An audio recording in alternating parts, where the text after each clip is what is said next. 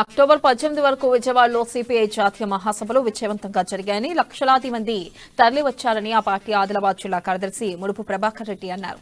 ఆదిలాబాద్ జిల్లా కేంద్రంలోని పార్టీ కార్యాలయంలో ఏర్పాటు చేసిన మీడియా సమావేశంలో ఆయన మాట్లాడారు. 5 రోజుల పాటు అంతర్గతంగా జరిగిన సమావేశాల్లో అనేక తీర్మానాలు చేశామని తెలిపారు. విద్య, వైద్యం ప్రాథమిక హక్కుగా తీసుకురావాలని ప్రధాన డిమాండ్తో తీర్మానం చేసినట్లు తెలిపారు. ఈ మీడియా సమావేశంలో సిపిఐ నాయకులు అరుణ్ కుమార్ తదితరులు పాల్గొన్నారు. సగం మంది పనిచేసారు అక్కడ. ఈ సమావేశానికి లక్షలాది మంది బహిరంగ సభకు రావడం జరిగింది. ఆదిలాబాద్ జిల్లా ఉమ్మడి జిల్లా నుండి వేలాదిగా తరలిపోవడం జరిగింది. ముఖ్యంగా ఈ సభ మహా ఉత్తేజంగా ఇందులో